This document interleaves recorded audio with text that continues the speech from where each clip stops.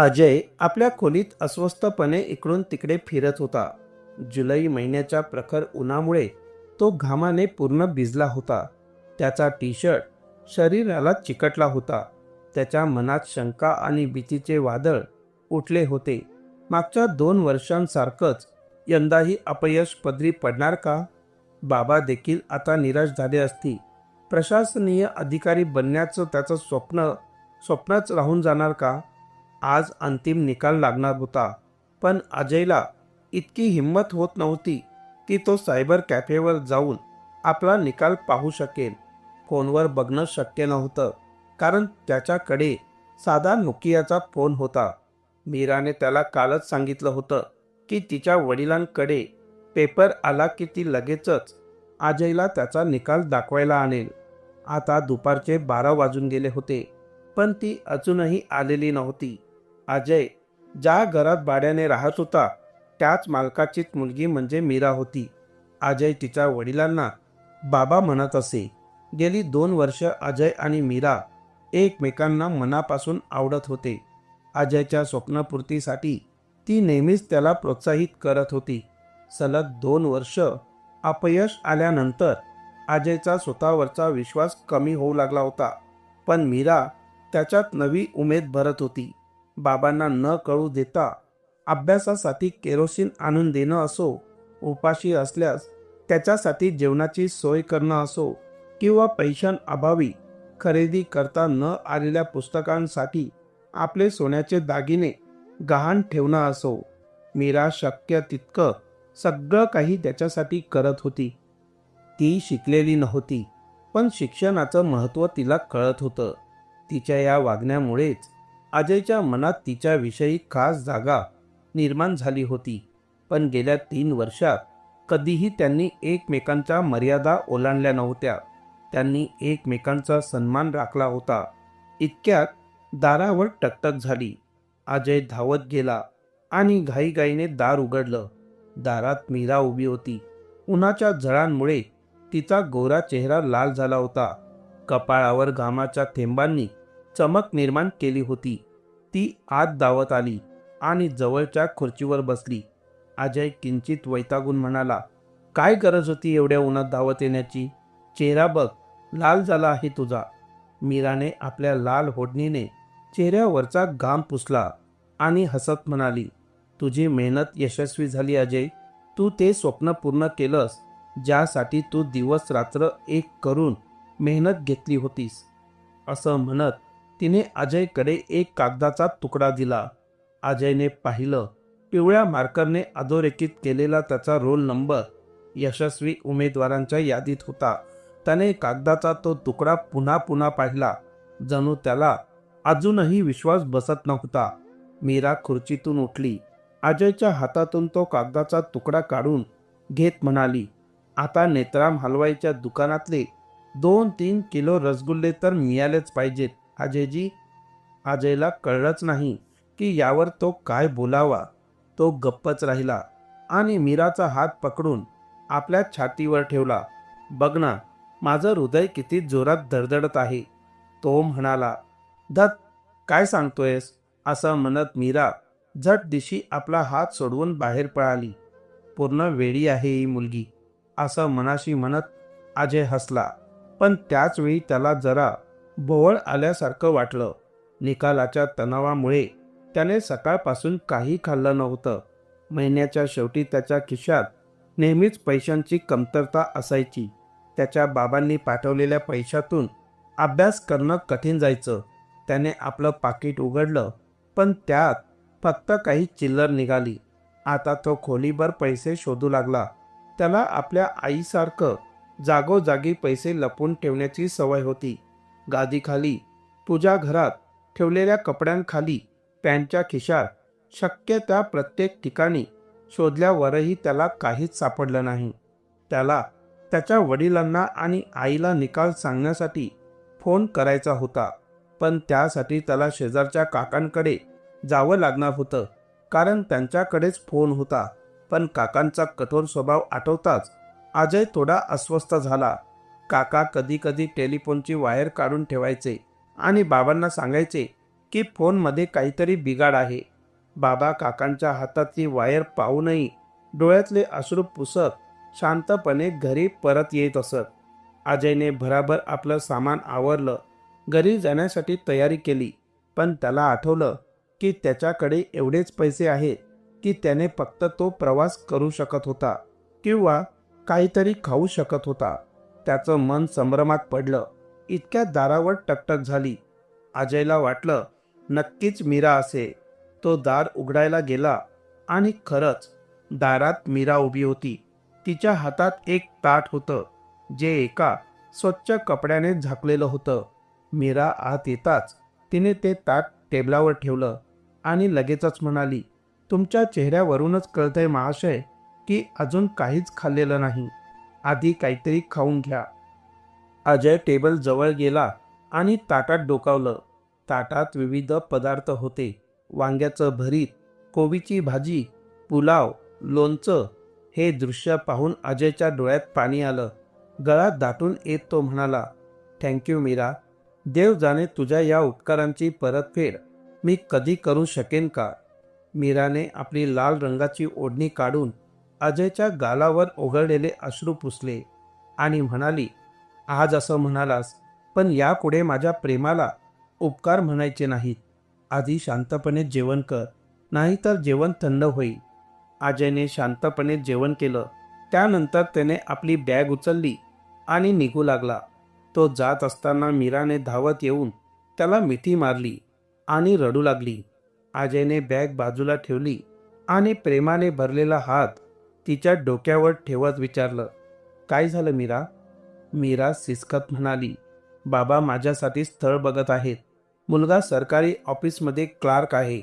जर तू परत आलाच नाहीस तर मी माझ्या जीवाचं काहीतरी करेल. अजय गंभीर झाला. त्याने तिच्या खांद्यावर हात ठेवला आणि ठाम स्वरात म्हणाला, मी नक्की परत येईन. बाबांनी जर लग्नासाठी जोर दिला तर त्यांना तो पेपर दाखव आणि आपल्याबद्दल सांग. अजयने मीराचे अश्रू पुसले, तिच्या कपाळावर हलकं चुंबन घेतलं आणि खोलीतून बाहेर पडला. गावी पोहोचताच अजयला आश्चर्याचा धक्का बसला. संपूर्ण गाव त्याच्या स्वागतासाठी उभं होतं. ढोल ताशांच्या गजरात लोक त्याच्यासाठी फुलांच्या माळा घेऊन आले होते.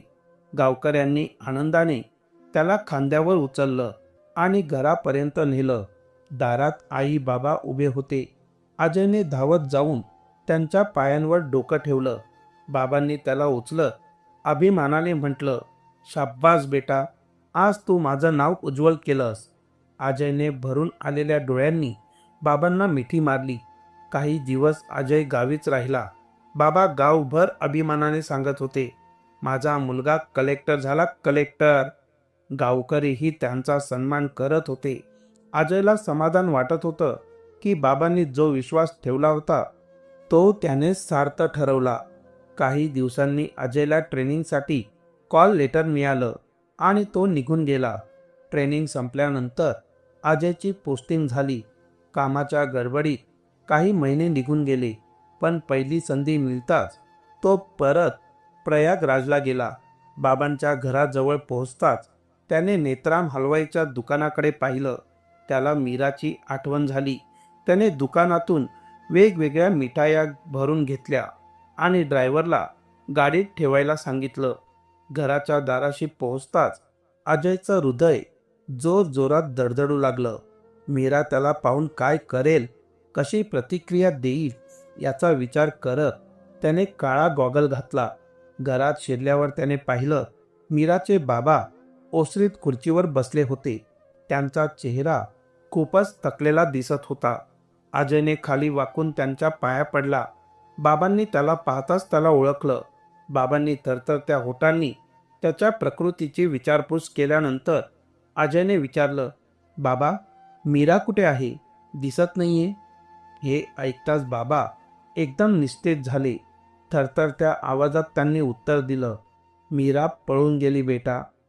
हे ऐकताच अजयच्या पायाखालची जमीनच सरकली. त्याला त्याच्या कानांवर विश्वासच बसला नाही. त्याच्या मनात प्रचंड वेदना उमटल्या. तो जवळच्या खुर्चीवर धडपडत बसला आणि थरथरत विचारलं, काय? कोणासोबत? बाबांचा चेहरा कठोर झाला. ते सक्त आवाजात म्हणाले, कोणासोबत नाही बेटा, एकटीच पळून गेली. बाबांच्या बोलण्यात वेदना लपल्या होत्या. त्यांनी पुढे सांगितलं, तिचं लग्न ठरल्यापासून ती गप्प गप्प राहू लागली होती. एक जुन्या पेपरचा तुकडा ती नेहमीच छातीशी कवटाळून बसायची. मी विचारलं तर म्हणायची, तो येई, तो मला नक्की घेऊन जाई. लग्नाच्या एक दिवस आधी तिने मला तुझ्याबद्दल सांगितलं, पण मला वाटलं कलेक्टर झाल्यावर तू कोणत्या तरी मोठ्या घराण्यात लग्न करशी. तिच्या बोलण्याकडे मी दुर्लक्ष केलं, पण त्या रात्रीच ती कुठे निघून गेली माहीत नाही बाळा. हे ऐकून अजय सुन्न झाला. त्याच्या मनात एकच प्रश्न घोळत होता, बाबा, तुम्ही तिला शोधण्याचा प्रयत्न केला नाही का? बाबा, बाबा. अजयच्या आवाजाने बाबा असहाय्यपणे त्याच्याकडे पाहू लागले. बाबांच्या त्या दयनीय नजरेला पाहून अजय स्वतःला सावरू शकला नाही. तो घराबाहेर धावतच निघाला आणि गाडीत बसला. गाडीत ठेवलेल्या मिठाईकडे पाहूनही मीराच्या वडिलांना ती देण्याची हिंमत झाली नाही. त्याने ड्रायव्हरला गाडी पुढे नेण्यास सांगितले.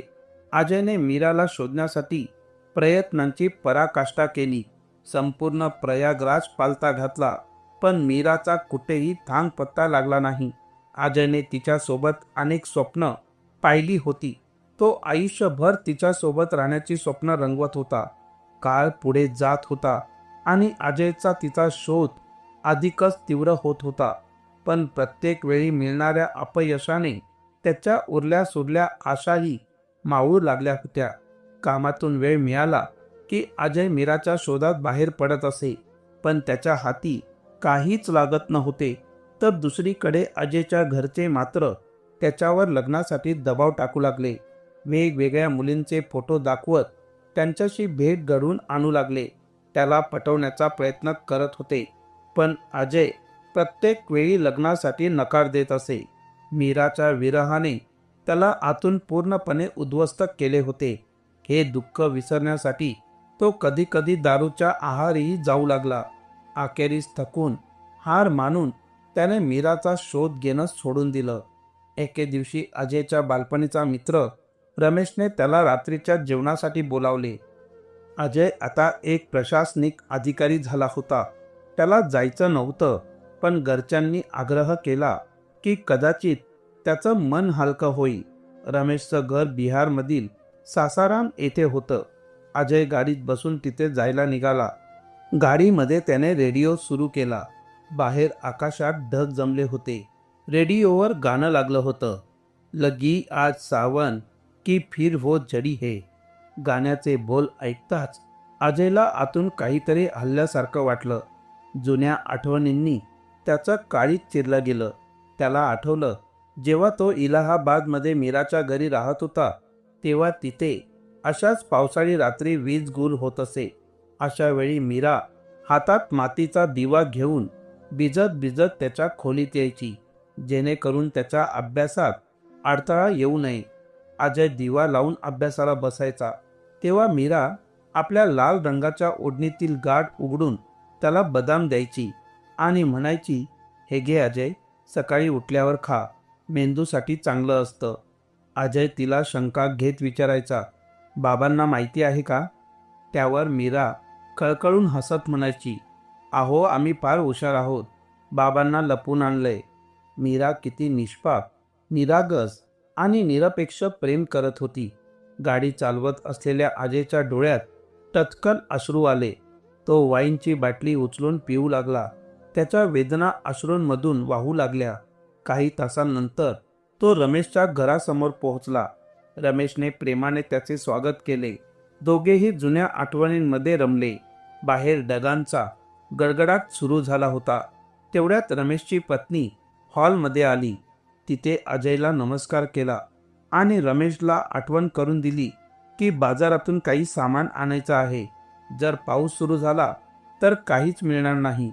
रमेश उठून बाहेर जाण्यासाठी निघाला आणि आपल्या पत्नीला अजयसाठी चहा बनवायला सांगितलं. अजय खिडकीजवळ उभा राहून गार वाऱ्यांचा स्पर्श अनुभवत होता. डोळे मिटून तो मीराच्या आठवणीत हरवून गेला होता. तेवढ्यात रमेशची पत्नी अजयसाठी चहा घेऊन आली. अजयने पटकन डोळे पुसले आणि सोफ्यावर बसून चहा घेत संवाद साधू लागला. अचानक स्वयंपाकघरातून भांड्यांचा आवाज आला. रमेशची पत्नी चिडून ओरडली, मीरा, जरा जपून. जर काही काम करायचं नसेल तर उगाच कामाचं नाटक करू नकोस. मीरा हे नाव ऐकताच अजयच्या हातातून कप सुटता सुटता राहिला, पण तरीही काही चहा खाली सांडला. रमेशची पत्नी गोंधळली. तिला वाटलं की अजयला तिच्या बोलण्याचा राग आला असेल, म्हणून ती हसत म्हणाली, अहो अजय भाऊ, ही मुलगी अगदी बावळट आहे. कोणतेही काम नीट करत नाही. तुम्हाला माहिती आहे का? ती म्हणते की कोणत्या तरी कलेक्टरच्या शोधात ती घरातून पळून आली आहे. म्हणे तिचा प्रियकर आहे तो. असे म्हणून रमेशची पत्नी मोठ्याने हसू लागली. पण अजयला मात्र जणू हजार ओळचा झटकाच बसला. त्याने त्याच्या हातातील कप फेकून दिला आणि विजेच्या वेगाने स्वयंपाकघराच्या दिशेने धाव घेतली. दरवाजाजवळ पोहोचताच त्याने पाहिलं, मीरा आपल्या नेहमीच्या लाल ओढणीने अश्रूंनी भरलेल्या डोळ्यांना पुसत भांडी घासत होती. अजयने जोरात हाक मारली, मीरा. मीराने थोड्या गोंधळलेल्या अवस्थेत वर पाहिलं. तिच्या समोर एक वेगळाच अजय उभा होता. महागड्या पांढऱ्या रंगाचा शर्ट, महागडी जीन्स, चकचकीत बूट, हातात महागडे घड्याळ.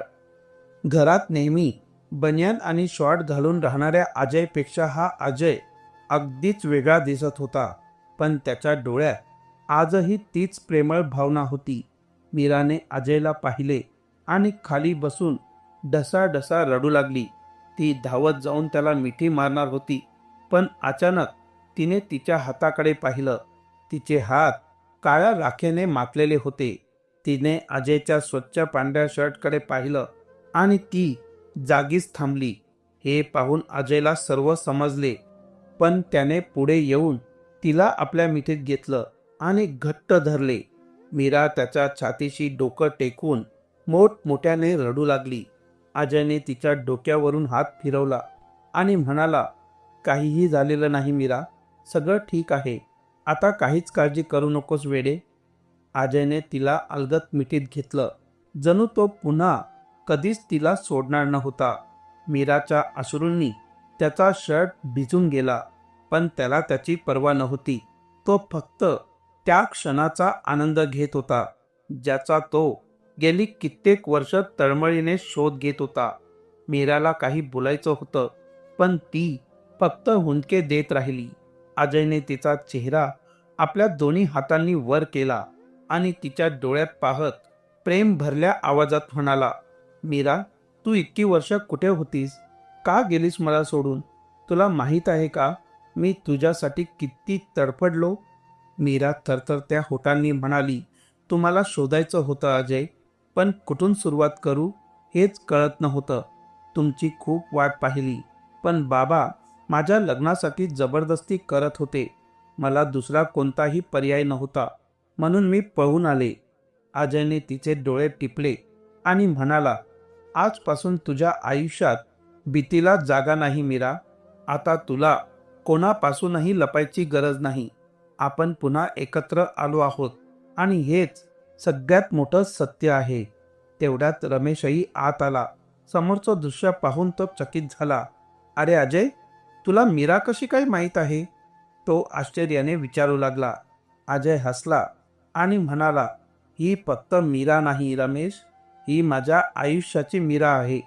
रमेश हसला, पण त्याचं हसूही भावुक होतं. त्याने मिठी मारून दोघांचेही अभिनंदन केले. रमेशची पत्नीही अजयचं आणि मीराचं हे नातं ऐकून स्तब्ध झाली. तिनेही मीराकडे पाहिलं आणि स्वतःच्या वागण्याचा विचार करू लागली. त्या रात्री अजय मीराला घेऊन आपल्या गाडीत बसला. मीराने मागे वळून पाहिलं.